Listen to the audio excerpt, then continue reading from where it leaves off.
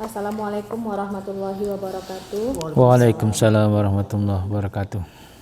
Selamat pagi Pak. Pagi. Mohon izin kami bertiga adalah calon guru penggerak angkatan 6 ingin mewawancarai Bapak dalam pengambilan keputusan di lingkungan sekolah.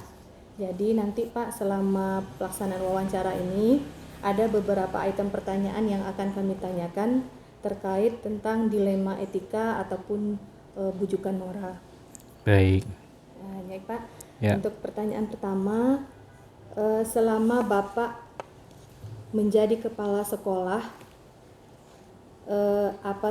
bagaimana cara Bapak mengidentifikasi kasus-kasus yang merupakan dilema etika atau bujukan moral, Pak?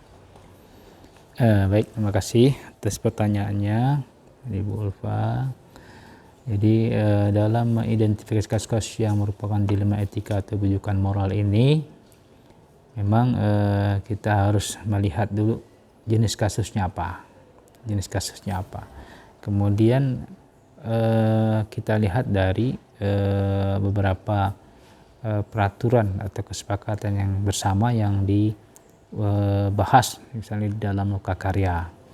Apakah itu terkait dengan masalah kurikulum atau masalah kesiswaan ataukah masalah asrama, ya, karena sekolah kita ini kan sekolah semi boarding, ya. Ada siswa yang di luar asrama ataupun ada siswa yang di dalam asrama. Jadi kita kelompokkan dulu, kita identifikasi ini kasusnya termasuk kasus apa, ya, siapa. Nah, nanti sesudah itu baru kita lihat kepada aturan-aturan yang ada di sekolah, ya kan. Tapi ketika kita menerapkan aturan-aturan ini, memang seringkali terjadi dilema etika ini, ya, terhadap beberapa kasus-kasus ini, ya.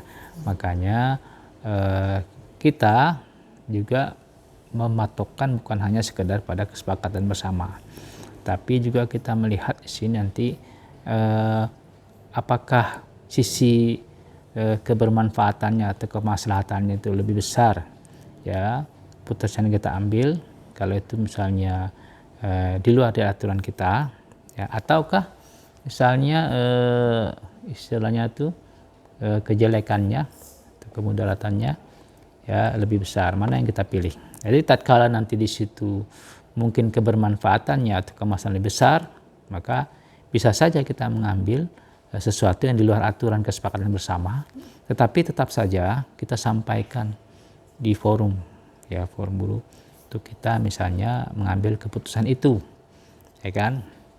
Ya, jadi itu makanya beberapa kasus-kasus ini kita tidak langsung to the point terhadap aturan-aturan sekolah. Misalnya contoh, ya, misalnya ada seorang anak kita yang ingin mengikuti studi tour, ya kan. Kalau secara aturannya mereka mempersiapkan segala sesuatunya, kemudian dia membayar biaya karena ini sifatnya pribadi sesuai dengan kemampuannya. Tapi adalah satu anak yang mungkin dia pintar, cerdas, tetapi dia tidak memiliki biaya misalnya kan. Lalu orang tuanya berkeinginan untuk mengikutkannya, ya kan, Kalau secara peraturan kan kalau yang tidak membayar pada waktunya mungkin tidak boleh ikut. Tapi karena dia berkeinginan kuat dan dia bersedia untuk misalnya mengasur, kenapa tidak itu diizinkan, ya kan. Jadi banyak kasus-kasus lain yang mungkin juga ini perlu ada pertimbangan lain selain kita menjalankan aturan-aturan yang ada. Yang penting tadi kata kuncinya, apakah itu secara manusiawi kebermanfaatan, kemaslahatan lebih besar daripada kejelekannya. Oke Pak, jadi memang dalam mengidentifikasi itu selalu kita lihat kebermanfaatannya tadi kata Bapak, ya Pak.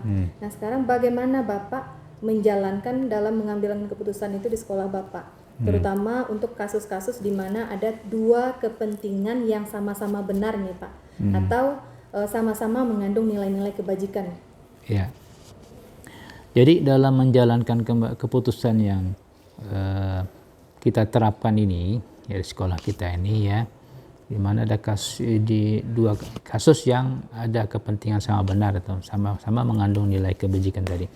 Tentu kita dalam mengambil keputusan ini kita ini forumkan dulu, kita floorkan dulu ke forum, ya kita floorkan ke forum, ya terhadap kasus ini gitu, terhadap kasus ini, ya tidak semata-mata itu merupakan hak veto dari kepala sekolah saja. Nah, karena yang akan menjalani nanti kan seluruh keluarga kita, keluarga besar SMA 1 Padang Panjang. Kita forumkan dulu ya terhadap kasus ini, maka sama-sama kita mengambil sikap, ya, mengambil sikap terhadap satu kasus ini, apakah plan A yang kita lakukan atau plan B, ya kan? Jadi itu. Jadi karena dua-duanya sama-sama mengandung nilai kebajikan. Nah, ya. Jadi kebajikan mana yang jauh lebih besar yang kita harapkan, yang kita ambil. Tetapi ini tetap saja itu melalui forum, forum guru, ya seluruhnya, sehingga nanti mereka tidak ada satupun yang tidak memahami ya keputusan yang kita ambil. Jadi semua satu irama, satu langkah, satu persepsi, kemudian satu tindakan. Jadi tidak berbeda-beda. Disitulah akan terjaga kondusivitas sekolah dalam menghadapi kasus ini gitu. Pak, selanjutnya dalam mengambil keputusan itu Pak, tentu Bapak mungkin memiliki langkah-langkah ya Pak, prosedur itu. Jadi langkah-langkah atau prosedur seperti apa yang biasa Bapak lakukan Pak selama ini dalam mengambil keputusan? Jadi itu sama seperti tadi, langkah-langkah prosedur itu kan akan kita lihat ya dari hasil kesepakatan bersama ya, apa SOP-nya. Ya, kita punya ada buku besar ya, buku besar yang di ini, ada buku besar ya, ini ada kita memiliki SOP. Setiap bidang kita memiliki SOP. Ya, ini sudah kita tuang di dalam, kalau misalnya terkait dengan kurikulum ya, itu tertuang dalam KTSP atau KOSP.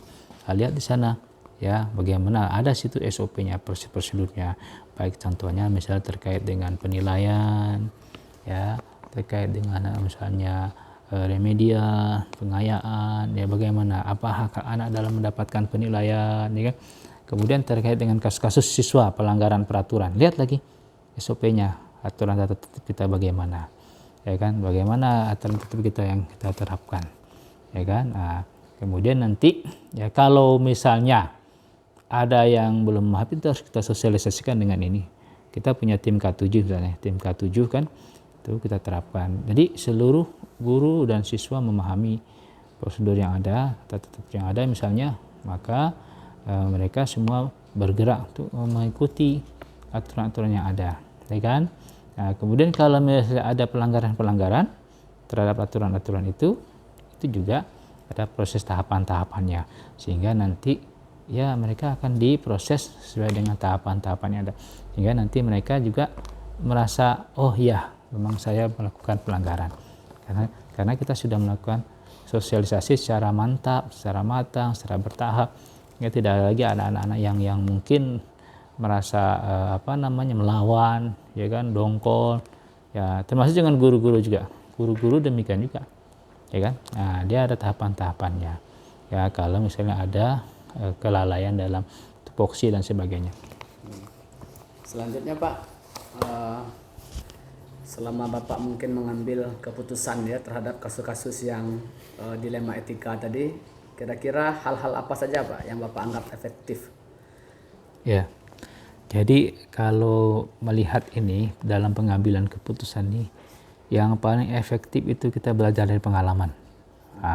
Dari pengalaman kita memimpin jadi kepala sekolah, ya baik itu kegiatan yang ada di sekolah atau kegiatan ada di asrama, maka pengalaman kita dalam mengambil keputusan ini sangat efektif ya. Kasus A, B, C. Jadi itu tadi kata kuncinya tadi adalah mana lebih besar maslahatnya daripada mudaratnya, mana lebih besar bermanfaatannya, kebaikan daripada kejelekannya. Itu aja kata kuncinya. Maka kita akan mengambil, boleh jadi kita akan bertentangan dengan aturan gitu, ya kan, dengan aturan. Kita ambil opsi lain, tapi ternyata itu lebih besar, karena kebijakan aturan manusia itu tidak fix benar gitu. Maksudnya tidak fix 100% memberikan manfaat. Tetapi tetap saja kita harus menyampaikan ke forum guru supaya mereka memahami itu keputusan yang kita ambil. Kemudian Pak, ketika mengambil keputusan pada kasus yang dilema tadi Pak, mungkin kan ada Bapak menemukan tantangan-tantangan Iya, Pak. iya. Tantangan apa saja Pak yang Bapak temukan? Tantangannya pasti ada, terutama mungkin ketika kita menyampaikan keputusan, dia ada dilematika nih. Ini ada aturan nih, kita ambil opsi lain. Itu ada yang menentang. Ada beberapa guru atau mungkin pegawai yang keberatan kita mengambil itu. Menentang. Bahkan dengan gigihnya, dengan ininya mereka menentang. Nggak bisa loh Pak, ini harus begini, kita harus tetapkan harus seperti ini. Tetapi setelah kita menjabarkan bagaimana kasusnya, bagaimana pengambilan keputusannya, bagaimana kebaikan akan diambil itu ya. Kalau kita mengambil opsi ya mungkin akan bertentangan dengan aturan, kita jelaskan. Yang penting bagi guru-guru yang mungkin ya menentang keputusan yang kita ambil, itu dia memahami alurnya gitu. Ini kalau seperti ini ya Bapak Ibu ya. Kalau kita ambil ini ya, ternyata ini bisa membantu. Nanti lalu kita ambil musyawarah secara bersama, maka yang menentang tadi ikut juga dia. Ya. Kemudian kita lanjut Pak, apakah Bapak mempunyai waktu tertentu untuk menyelesaikan kasus-kasus seperti itu? Ya, biasanya kita ada deadline-nya. Contoh, kalau menghadapi kasus siswa kan, kasus pelanggaran peraturan, kita kasih waktu ya beberapa waktu ya, beberapa hari secara berproses. Ya, misalnya cek dulu dari guru mata pelajaran, cek lagi dengan ini guru BK, ketemu lagi wali kelas, baru kemudian nanti wakil dan seterusnya. Jadi biasanya ada timingnya. Kita tidak boleh memperlarut ya hal-hal terjadi. Ya, termasuk juga misalnya kejadian di asrama ada kasus terhadap anak di asrama, baik itu terkait dengan kesehatannya, terkait dengan ketertibannya. Jadi sesuai dengan bidang-bidang yang memiliki tanggung jawab, mereka itu bergerak dia. Misalnya masalah kesehatan, lihat bagaimana bergeraknya pembina asrama, koordinasi dengan pihak kesehatan, dinas kesehatan, kemudian memenuhi kunjungan dan seterusnya, sampai nanti akhirnya memberikan sebuah keputusan bahwasanya terkait dengan ini asrama, makan minum dan sebagainya, keluarlah keputusan. Jadi kita respon cepat. Kalau Pak silakan gerak cepat supaya nanti tidak ada komplain dari masyarakat, dari orang tua. Ya, kita sudah seperti itu aja, masih ada juga orang tua yang masih puas komplain kan. Tapi kita dengan adanya jadwal tadi, Pak Zulfa, timing tadi, maka tapi semuanya itu yang terlibat kita kumpul bersama, kita bahas ke sini dan kita selesaikan secara cepat, dan alhamdulillah sampai saat ini tidak ada hal yang berat. Apa saja faktor-faktor selain yang tadi Bapak terangkan, sudah banyak Bapak Iya, tadi. faktor-faktor yang mempermudah ya. Mengambil keputusan. Ada seorang itu. Ya. Jadi orang-orang jadi kalau terkait dengan kasus yang di sekolah, ya itu kita selalu meminta guru-guru yang senior. Jadi kita minta masukan-masukan ya. Di kita ada tim audit namanya, tim audit kita. Bagaimana? Karena dia sudah banyak asam garam, ya kan, banyak pengalaman. Kalau terkait ini bagaimana Pak? Kita mencari orang-orang yang mungkin udah berpengalaman, ya. Kita minta masukannya gini, ya. Mereka pasti akan berikan hal-hal ini. Nanti beberapa opsi-opsi yang mereka usulkan baru kita ambil. Nanti sepakati bersama inilah. Masuk yang di asrama. Di asrama ini mungkin ada koordinator asrama, ya kan? Ya, kemudian ada mungkin pimpinan asrama yang sudah ini bagaimana menangani sebuah kasus.